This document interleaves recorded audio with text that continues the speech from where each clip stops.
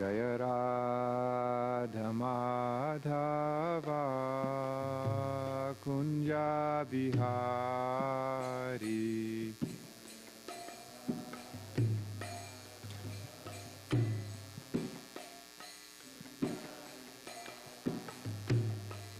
Jaya Radha Madhava Kunja Bihari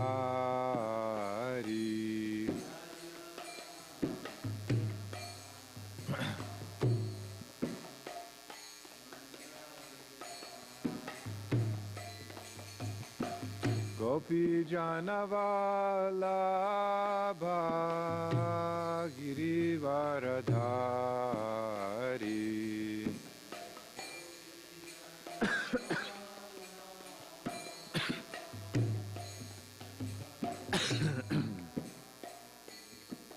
Jaya Gopi Janavalabha Girivaradhari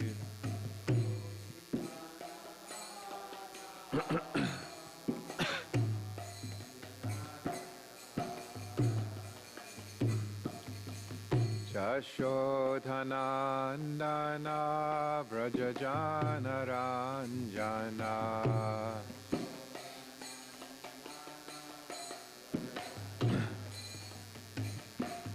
Jashodhanandana Vrajajanaranjana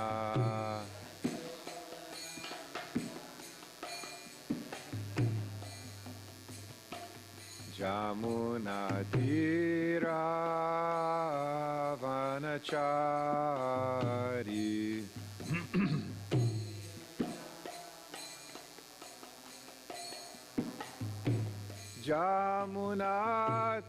Jamunatira Vanachari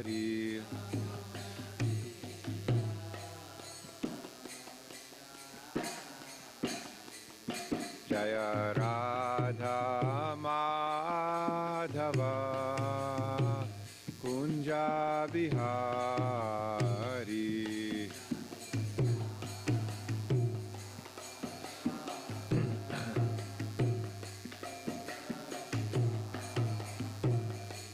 Jaya Radha Madhava Kunja Bihari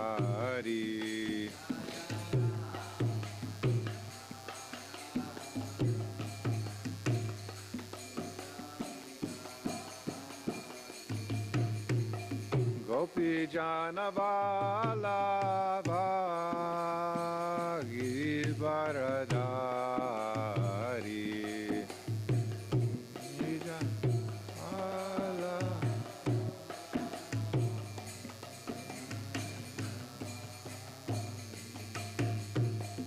Jashodhanandana Vrajajanaranjana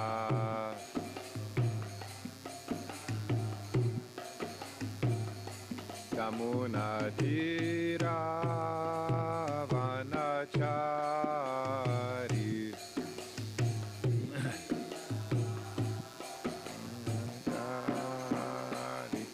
Jaya Radha Madhava Kunja Bihari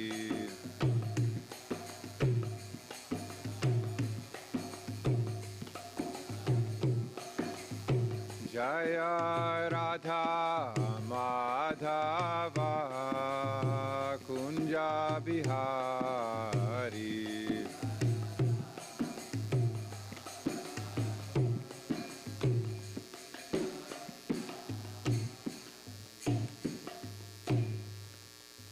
Shri Radha Kalachanji ki jai, Shri Prabhupada ki jai.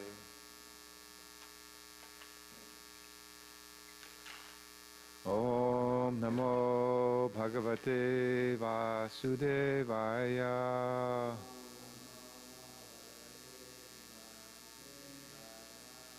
Om Namo Bhagavate Vasudevaya.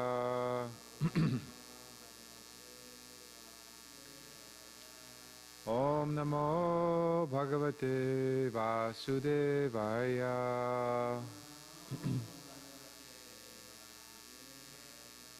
Can read the translation? The previous one? O my Lord, the all-pervading personality of Godhead, I offer my respectful obeisances unto you. We can say the next verse all together. Narayanam namaskritya naranchaiva narottamam devim saraswatim vyasam tato jayamudirayet. Before reciting the Srimad Bhagavatam, which is the very means of conquest, one should offer respectful obeisances unto the personality of Godhead, Narayan, unto Narayan Rishi, the supermost human being, unto Mother Saraswati, the goddess of learning, and unto Srila Vyasadeva, the author. Om Ajnana Timirandasya Jnananjana. What did I miss? The next one, I'm sorry. Nasta Prayeshu Vadreshu Nityam Bhagavata Sevaya Bhagavati Uttamashloke Bhaktir Bhavati Naistiki. By regular attendance in classes in the Bhagavatam and by rendering of service to the pure devotee, all that is troublesome to the heart is almost completely destroyed. And loving service unto the personality of Godhead, whose praise with transcendental songs is established as an irrevocable fact. All right, now. Om Ajnana Timirandasya Jnananjana Shalakaya Chakshurun Militam Yena Tasmai Shri Guruve Namaha.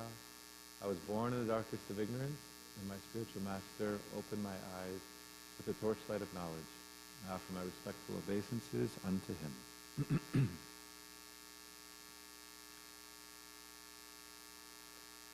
Okay, so today we'll be reading from Srimad Bhagavatam, 3rd Canto, 27th chapter. We'll be doing verses 1 through 5, and our focus will be on text 4. So we'll do a little recap. But what's happening right in chapter 27 is Kapila Dev is explaining the cause of material bondage in these verses. And in the last chapter, we'll do a little recap before we go into the verses from today. Chapter 26 is the fundamental principles of material nature. And Lord Kapila Dev describes the different categories of the absolute truth and how by knowing them, anyone can be released from the influence of the modes of material nature. Lord Kapila Dev continues to describe the gross and subtle elements in the previous chapter, the internal and knowledge-gathering senses, as well as the outward organs of action and how they mix with the 25th element of time. The Lord describes how the influence of the Supreme Personality of Godhead is felt in the time factor which causes fear of death due to the false ego. Kapila Dev continues to describe how the time factor is the Supreme Personality of Godhead from whom the creation begins, and how the Lord keeps himself within as the Supersoul and without as time. Lord Kapila Dev then describes how the effulgent Mahatattva swallows the darkness that covered the effulgence at the time of dissolution, and how after manifestation of the Mahatattva simultaneously complete serenity, clarity, and freedom from distraction appeared. At the end of the last chapter, Lord Kapila describes how the Virat Purusha, or the universal form, is manifested, and as well as the different demigods, herbs, the processes of movement, rivers and oceans, etc. are all manifested. Lord Kapila describes that after being manifested, the demigods wanted to wake their origin. They wanted to awake the universal form. And so they all entered the universal form, including Lord Vishnu. All re-entered the universal form, but they weren't able to awaken the universal form until the inner controller, the deity presiding over consciousness, entered the heart. That's when the universal form, the cosmic being, arose from the causal waters.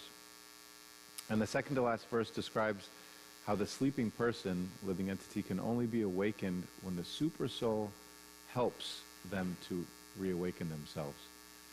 And the last verse from the previous chapter states that, therefore, through devotion, detachment, and advancement in spiritual knowledge, acquired through concentrated devotional service, one should contemplate that super soul as present in this very body, although simultaneously apart from it. So that brings us to our current chapter 27, which is entitled Understanding Material Nature. Would somebody like to read text 1?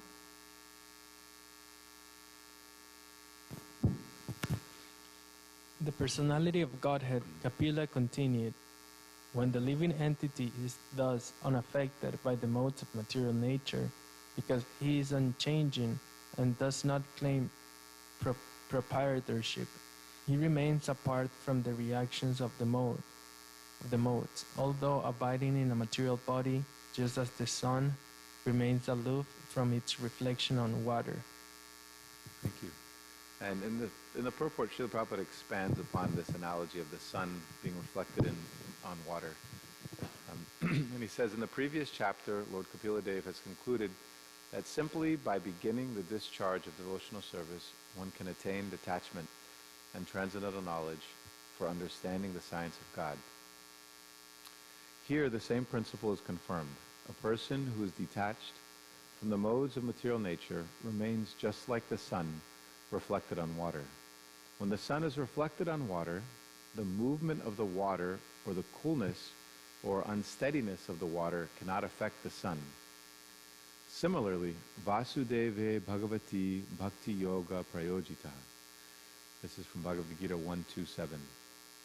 When one engages fully in the activities of devotional service, Bhakti Yoga, he becomes just like the sun reflected on water. Although a devotee appears to be in the material world, actually he is in the transcendental world.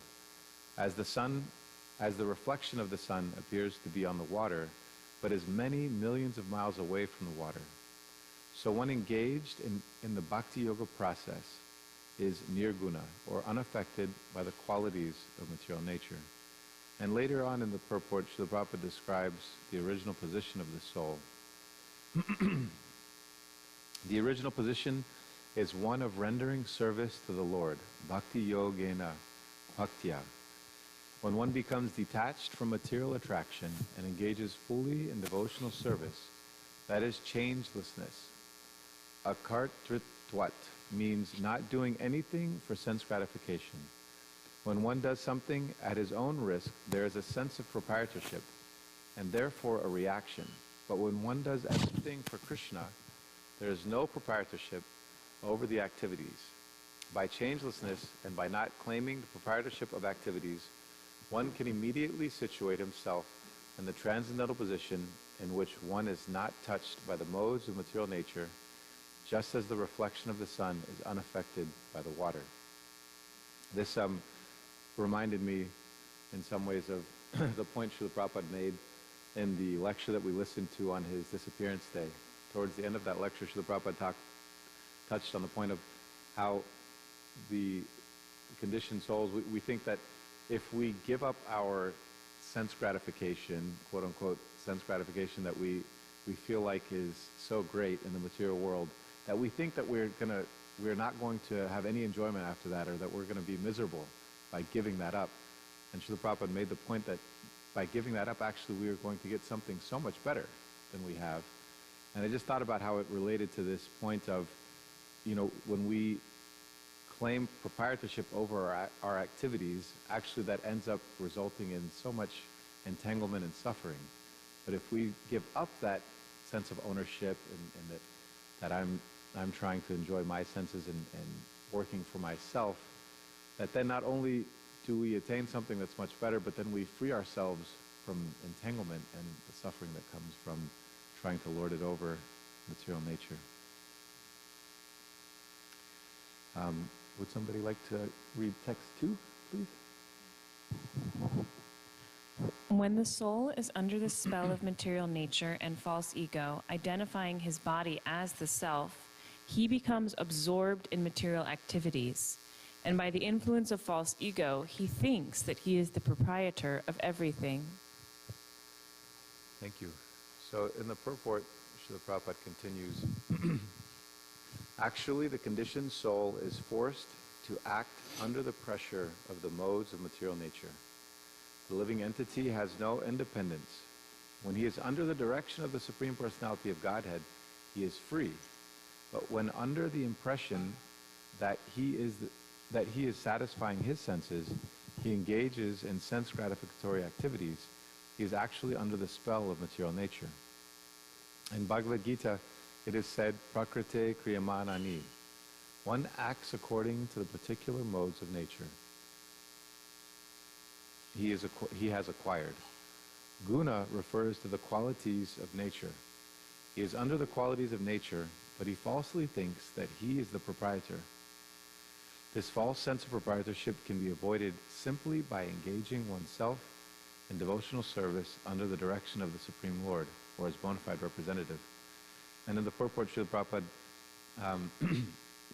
uses the example of Arjuna in Bhagavad Gita, that Arjuna was trying to accept for himself the responsibility of killing his grandfather and his teacher. And he was taking that responsibility upon himself, and it was creating so much disturbance and suffering for him. But then, when he surrenders to Krishna, then he does those activities, but there's no karma from doing those activities, because now he's doing them for Krishna, not for himself. And then Srila Prabhupada also makes the point that initially Arjuna says that, well, I'm not gonna do anything. I'll just go to the forest and I'll meditate. But actually, he would have been now responsible for those activities, because he wasn't doing it for Krishna, he was doing it for himself, and he would have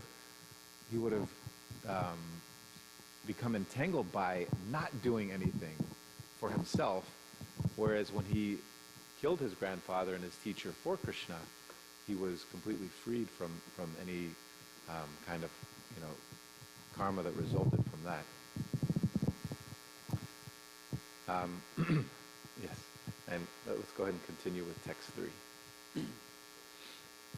The conditioned soul therefore transmigrates into different species of life, higher and lower, because of his association with the modes of material nature. Unless he is relieved of material activities, he has to accept this position because of his faulty work. So in the purport, Srila Prabhupada says here the word karma doshai means by faulty actions. This refers to any activity, good or bad, performed in this material world. They are all contaminated. Faulty actions because of material association. The foolish conditioned soul may think that he is offering charity by opening hospitals for material benefit, or by opening an educational institution for material education. But he does not know that all such work is also faulty, because it will not give him relief from the process of transmigration from one body to another. It is clearly stated here, Sad Asan Mishra Yonishu. This means that one may take birth in a very high family, or he may take his birth in higher planets, among the demigods, for his so-called pious activities in the material world. But this work is also faulty because it does not give liberation. Let's continue with text 4, please.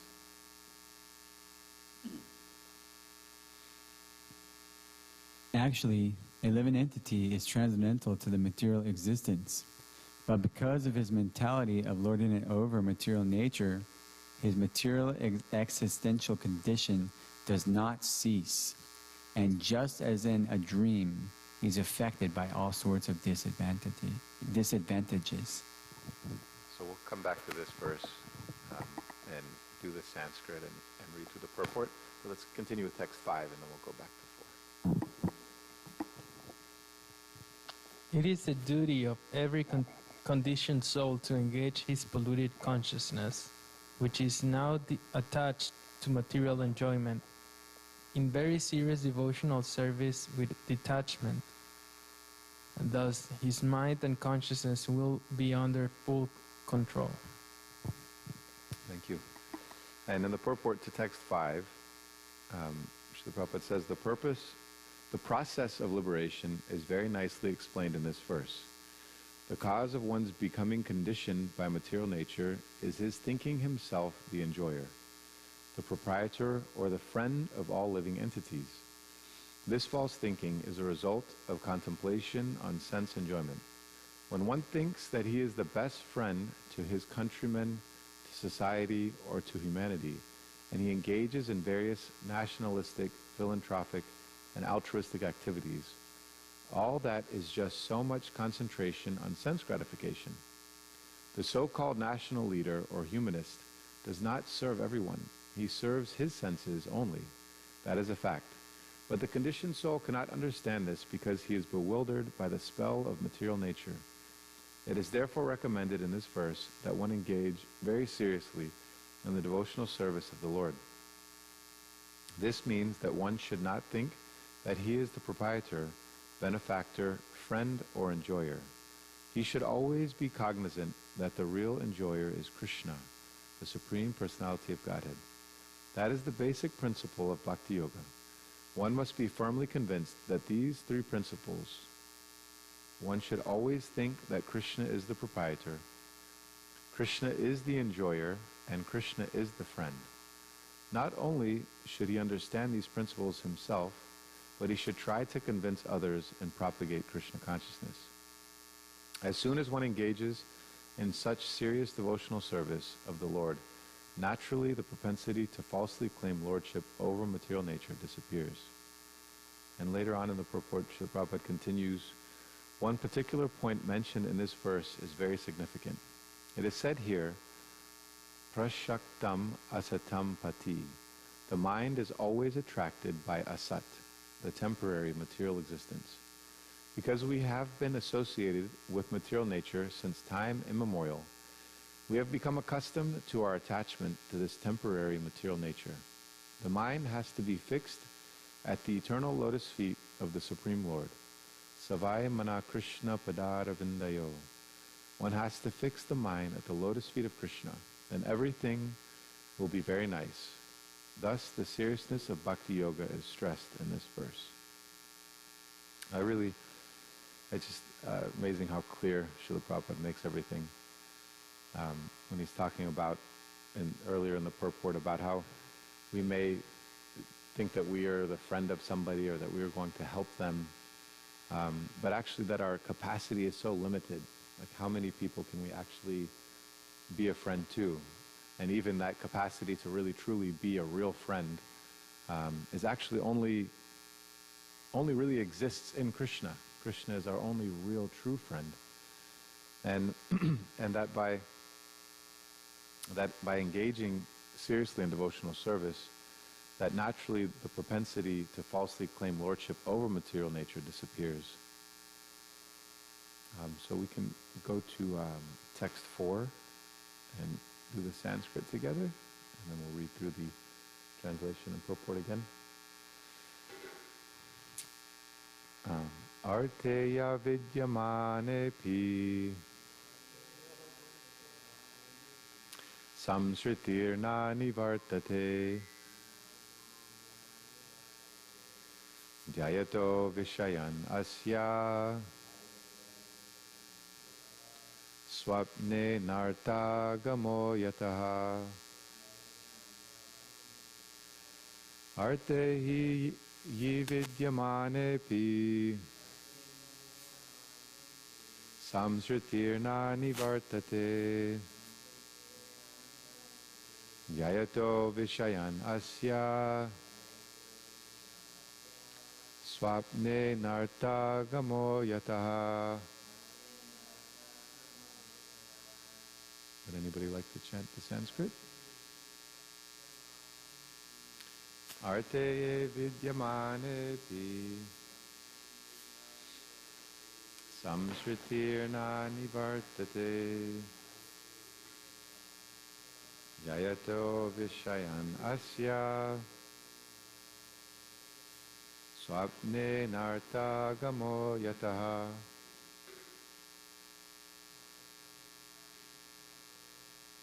Arte vidyamane pi samsritirna nivartate jayato vishayan asya swapne narta gamo yataha. Arte vidyamane pi samsritirna nivartate Jayato Vishayanasya Swapne Narta Gamo Yata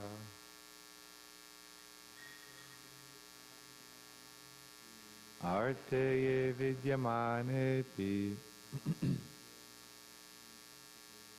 Samshritirna Nivartate Yayato Vishayan Asya Swapne Narta Gamo Yataha. You can read the synonyms together. Arte, real cause. He, certainly. Avidyamane, not existing. Api, although. Samsriti, the material existential condition. Na, not. Nivartate, does cease. Jayata, contemplating. Vishayan, objects of the senses. Living entity. Swapne, anartha, of disadvantages. Agama, arrival. So read the translation again. Actually, a living entity is transcendental to material existence. But because of his mentality of lording it over material nature, his material existential condition does not cease.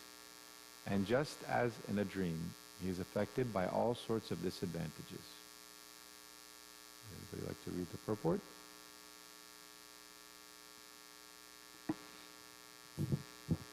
The example of a dream is very appropriate. Due to different mental conditions, in dreams we are put into advantage and disadvantage positions. Similarly, the spirit soul has nothing to do with this material nature, but because of his mentality of lording it over, he is put into the position of conditional existence. So this point reminded me of a class Srila Prabhupada gives in Los Angeles. And in the class, the devotees were asking about dreams, and if it was possible to also in our dreams, think of Krishna and remember Krishna. And Srila Prabhupada shared his own experience. He said sometimes at night, I'm feeling hungry when I'm sleeping, and while I'm feeling hungry, I'm dreaming that I'm eating fresh hot parathas, and the devotees are bringing more and more fresh hot parathas, and I'm eating more and more, but my hunger is not going away, so I'm continually just enjoying prasadam in my dream. So Srila Prabhupada was making the point that even in our dreams, we can be honoring prasadam, we can be thinking of Krishna and remembering Krishna in our dreams as well, based on our activities and our consciousness during the day. So, sorry, I just wanted to...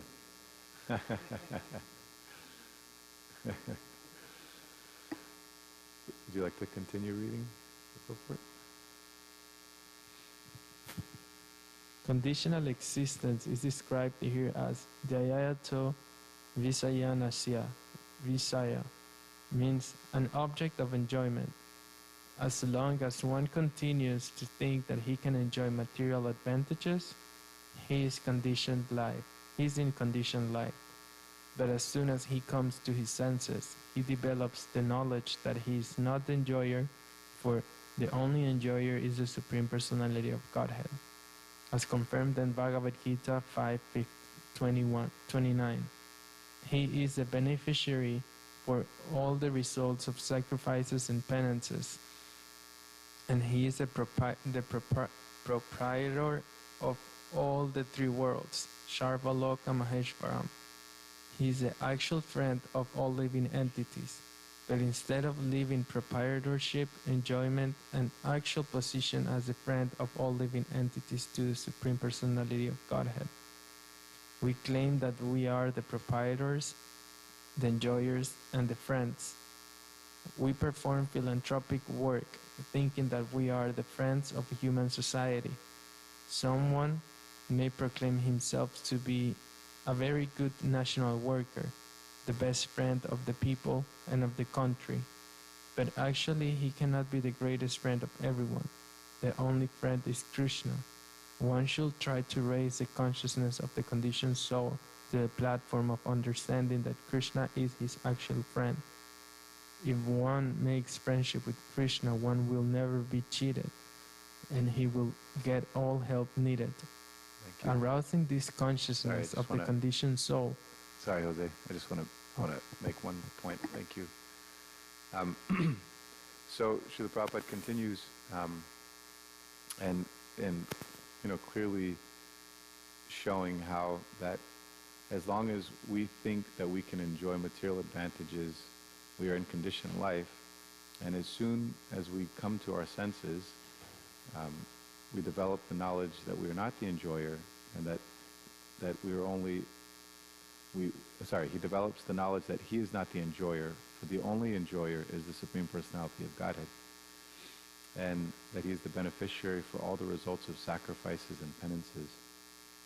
And then goes on to touch on the point again of that Krishna is the only real friend, and that by us that we should try to raise our consciousness to the platform of understanding that Krishna is the actual friend, and with that we will never be cheated, and we will get all the help that is needed. So we will get everything that is needed when we raise our consciousness to the point of remembering and realizing that Krishna is our actual friend, and that everything is for his enjoyment. And by doing that, we don't lose on our so-called enjoyment that we're chasing for, trying to enjoy our senses and the objects of the senses, but that we actually get everything that we need. It's not like, so there's no loss. We're really not getting what we need by trying to gratify our senses for ourselves.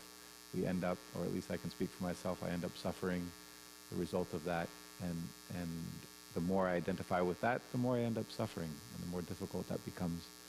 And that by coming to the realization that Krishna is our only friend and doing everything for him, that we actually get everything we need. All of the enjoyment that we're chasing for, everything that we think we want, that results in so much suffering, we give that up, and then we get everything that we actually need. So I just wanted to expand on that, or touch on that point a little bit. Arousing this consciousness of the conditioned soul is the greatest service, not posing oneself as a great friend of another living entity. The power of friendship is limited. Although one claims to be a friend, he cannot be a friend unlimitedly. There are an unlimited number of living entities, and our resources are limited. Therefore, we cannot be of any real benefit to the people in general. The best service to the people in general is to awaken them to Krishna consciousness, so that they may know that the Supreme Enjoyer, the Supreme Proprietor, and the Supreme Friend is Krishna. Then this illusory dream of lording it over material nature will vanish. Wouldn't that be nice? The illusory dream of lording it over material nature, if that vanished, or when that vanishes. So I was thinking it would be nice with the time we have left. We've got about 14 minutes.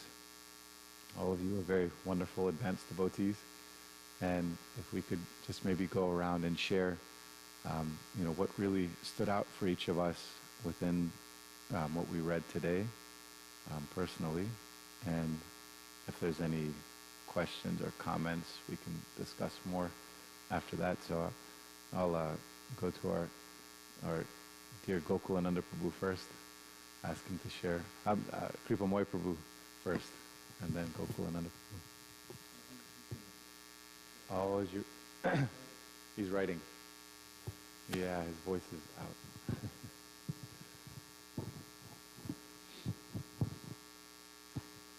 Thank you so much for a wonderful class. So, the point that I liked was, as is said in Bhagavad Gita, right? And Prabhupada writes how Krishna is the enjoyer. Bhuktaram yakitapsam. He's the enjoyer. So, just yesterday we were discussing about this, like, even in the purport, yesterday's purport, it was mentioned how the demigods, they enter back into, the source that they come from, and still they are not able to do anything unless and until the super soul enters and activates the whole process. So yesterday I made this point. There is one beautiful verse in Bhagavad Gita which says, Upadrishta Anumanta. He's the overseer, he's the witness, and he's the sanctioner. So unless and until he sanctions the living entity, although he desires to enjoy, he cannot. So when I contemplate on this particular thing, I realize that how insignificant we are, and we have this conditioned,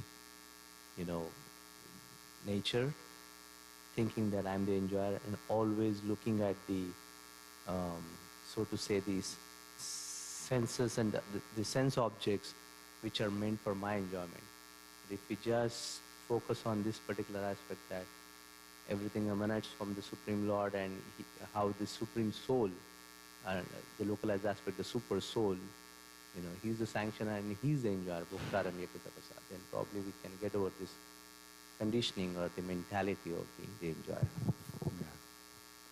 Yeah, that reminded me of the second to last verse, how it describes how the sleeping person can only be awakened by the super soul. You can't even... Also it is mentioned that we can't even move our finger without his sanction. Yeah. Right? The demigods are the secondary authorities. Every particular limb in the body, it is said, is controlled by one particular demigod. But as the point is mentioned again, unless the super soul enters and empowers the demigods, they don't have any authority. They can't do anything. Thank you. Manjari Gopika? Hi, Paul. I was reflecting on the part where Prabhupada says that, he's talking about altruistic activities in general and how we want to be the friend of everyone, but you can't. Only Krishna can be the friend to everyone because he's unlimited. But there's one kind of topic in the purport that I've always struggled with in Krishna consciousness, which is not helping people on the bodily platform. After I read Sri Upanishad, because I came from a Christian background where that's all people do is help people on the material platform. That's what Jesus taught. If someone's cold, you give them a coat, and if they're homeless, you give them something. And then I came to Krishna consciousness, and Prabhupada was like, "That's really almost irrelevant. You need to be giving them Krishna." But I've always struggled when I see people struggling. Anybody who's gone to a big city, whether it's in this country or another, you tend to see people with torn clothing or living on the streets, and they're begging. And I always think, well, but if I handed them a card that said, just chant Hare Krishna, I don't think that's actually going to help them. Yeah. But at the same time, if I just give them food and not Krishna, then I get that that's not a complete assistance. But anyway, it's just this kind of area in my heart that I've always struggled with, is how could we do both? Yeah. Thank you for bringing that up. I wanted to touch on that, actually, and I forgot to touch on that. I think it's such an important point. And, at the same time, Srila Prabhupada also said, no one within 10 miles of a temple should go hungry.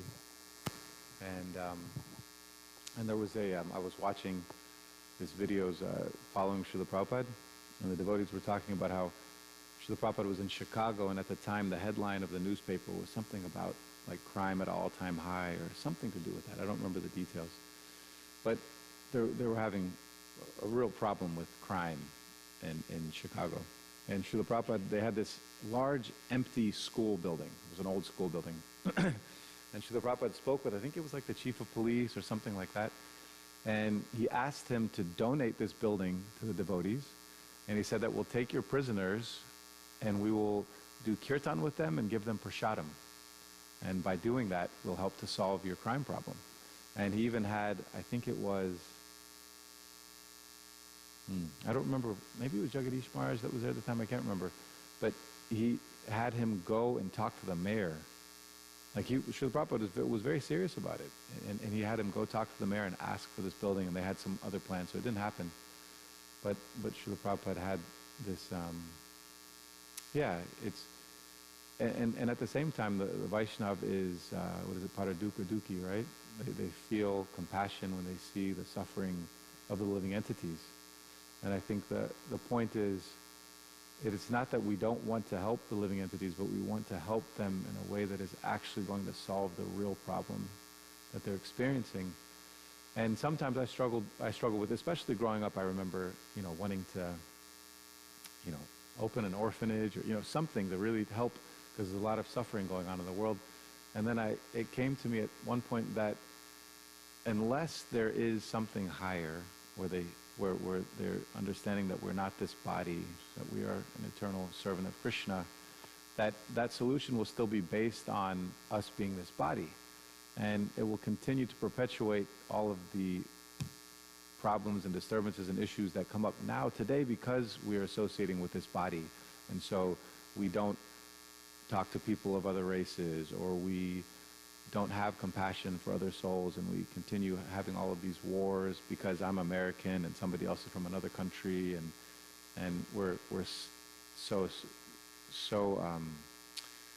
identifying so much with ourselves as the body that if we give them food and we give them shelter and that's it, then they're still going to come right back into the same suffering and issue. So I don't, giving prasadam is wonderful, right? They get purified by having that prasadam, and we can help the struggling conditioned souls in the material world, as long as the center of what we're trying to do is sharing Krishna with them also. That it's not just the one side of things. But thank you for would anybody else like to elaborate or correct anything that maybe I said? I know Kripamoyapur's voice isn't working. I really wish we could hear from him. Oh yeah, we can read what he wrote, at least. If anybody has anything else to elaborate on this point, or we can hear what Prabhu wrote. Or maybe while he's writing, we can continue the discussion. I mean, I basically had this same realizations as both of you guys, because like I also grew up in a Catholic background, and like I went with my mom. We would go together, me and my brother and my mom. We would go together to feed the homeless, and so it always made me feel good. But then like coming to Krishna consciousness, people, they just said, giving them the food, just regular food, is not really helping, But if you give them prasadam, then it is helping. And so, and of course, what stuck out to me was eating prasadam in the dream and dreaming of Srila Prabhupada. yeah, I wanted to do that too. But like, but so basically, just everything you guys said, but also, just really that this is Srila Prabhupada is helping me to change my conception of why I'm acting, and because am I acting for the concept of the body and helping other people's bodily concepts, or am I acting in Krishna consciousness? So that was really what stuck out to me. Yeah. Thank you. Thank you, Prabhu.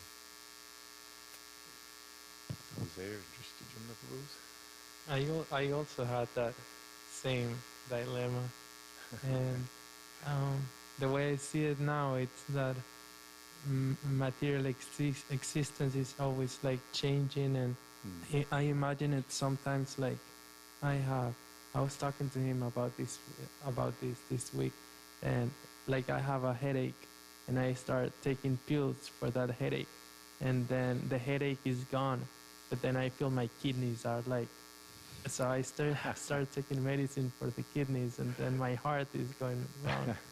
So it's like unless I get into the real problem, like what is the real problem, I will always be in these dialectic problems, question and answering.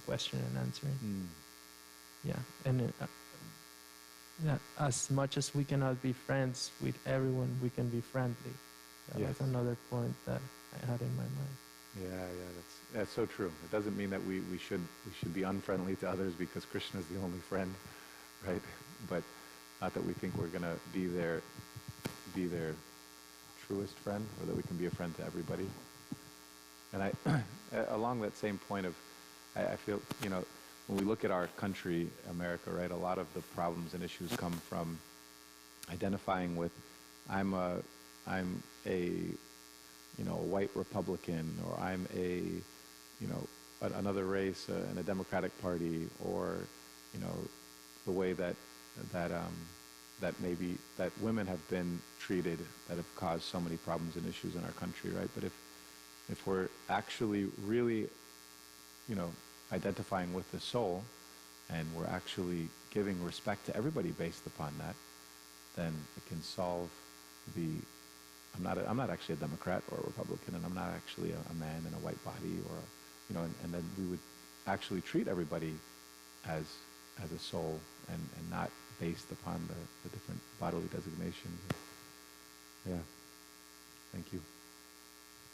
I think Wu finished writing, so we can hear from Kripa Moipabu. Srila Prabhupada wanted that at least there is one class of men and women in the world who address the underlying cause of our suffering. Thank you.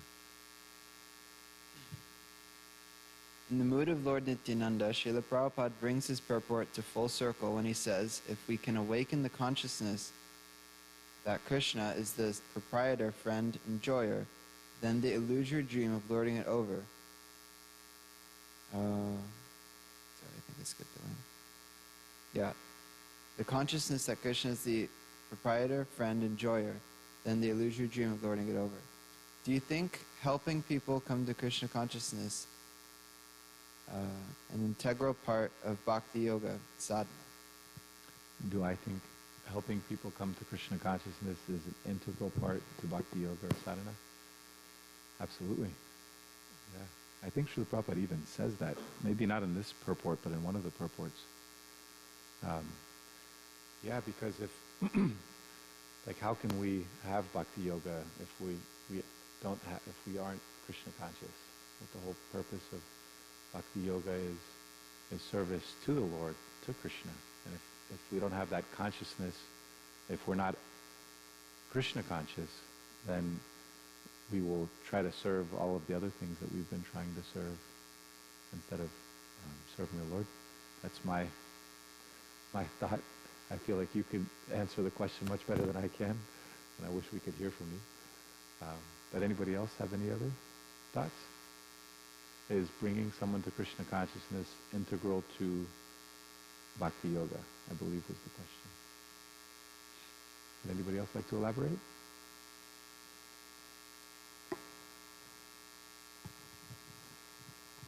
Talking about the super soul, I was thinking the Vedic culture, basically taught everyone how to be conscious of this super soul every single day and every single time you meet anybody by saying namaste. Namate. The breakdown is nama and te. Means I offer my pranam or obeisances unto that. That means the super soul who resides within you. So that's how actually, that's an opportunity for everyone to be Krishna conscious. Whenever you meet anybody,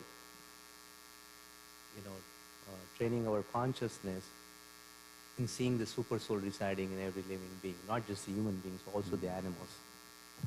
It can be a very powerful tool to be Krishna conscious. Thank you. Hare Krishna. So I just had a thought as well. Is bringing somebody in vital to Bhakti Yoga, right? Well, I thought of two things. One, I thought of I believe it was His Holiness Tamal Krishna Goswami. It said, when you serve Krishna, Krishna is pleased. When you serve the spiritual master and Krishna are pleased. But when you serve the devotees, everyone is pleased, right? So basically, the more we're outreaching, then the more there's more opportunities to please the devotees, the spiritual master, and Krishna. So like it's everybody. Plus, Also, Lord Chaitanya gave the order that everyone should become guru. And we know that this is a preaching movement. So, because, what is it? Yasya prasada bhagavad prasado, yasya prasadam nagati katopi, right? Like in order to get the mercy, we have to please the spiritual master, and then Krishna will give the mercy. I think that's close. Like, so, but like, if we know that everything happens because of our endeavor and Krishna's mercy, then when we act in a way that can align ourselves with the mission of the spiritual master, then we can simultaneously be engaging ourselves in our mission and our endeavor, and be open to receive the mercy from Krishna. And so this two-part process is very integral. And because I also heard, right, that we should learn the mood of the spiritual master, imbibe that mood as our own, and then spread that mood to others. So it's like everything is working. I mean, Srila Prabhupada says so many times that this is a preaching movement, you know. That's why we don't see so many people just, going off to a cave and chanting, right? Because we have to act in Krishna consciousness in these surroundings with everyone that we're interacting on a daily basis.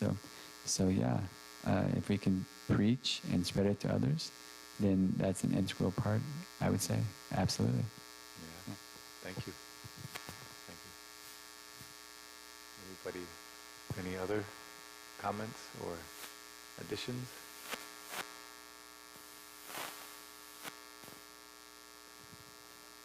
Over time, I just remembered one really cute, sweet thing that my daughter and I read in I'll Build You a Temple yesterday, the book by Giriraj Swami, The Jew Whose Story. We're at the end of the book, so Prabhupada's about to leave his body. But these two Hindu men he had associated with earlier who were trying to preach Bhagavad Gita, but they weren't giving the right message. Anyway, they came to see him in his last days.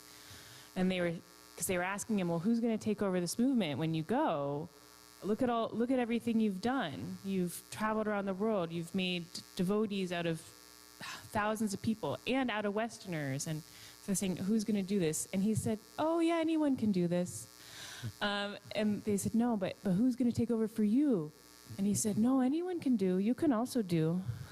But the point that he was making was that if you, and he also quoted the verse that Jai Hari Prabhu was talking about, where Lord Chaitanya said that everyone should become a guru. That's what this movement is. Everybody needs to go out and preach to become a guru.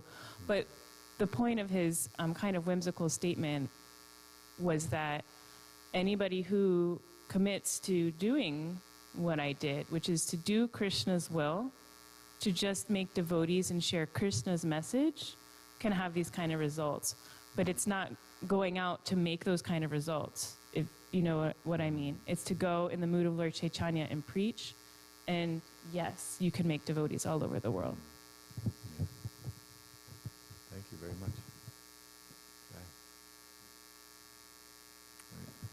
Okay.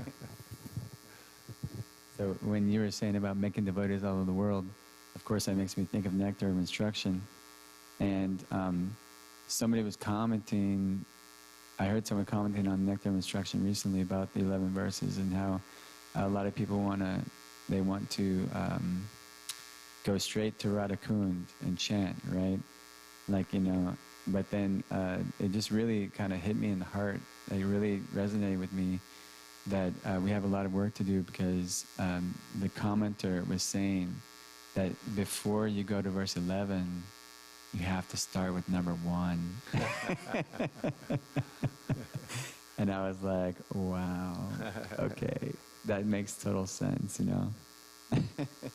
And so in order to be able to preach all over the world, then first we have to restrain ourselves from, everything that the verse says.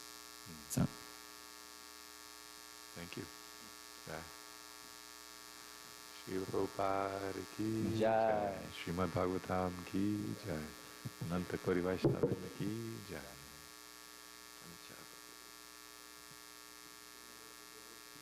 Jai.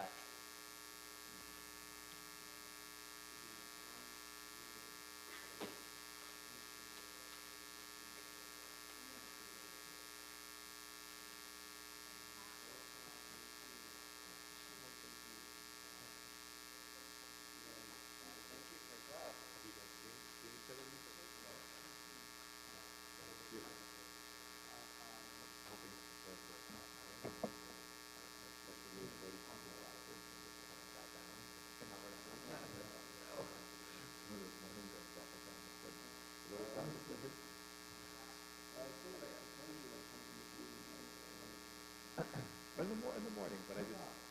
But I it's up to my time. At the time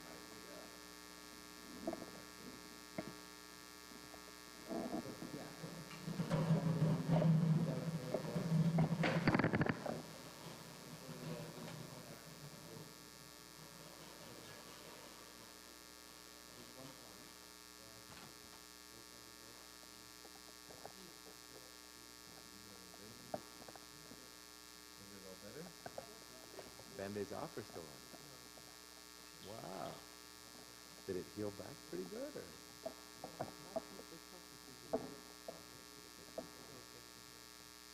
Are you putting anything on to help you?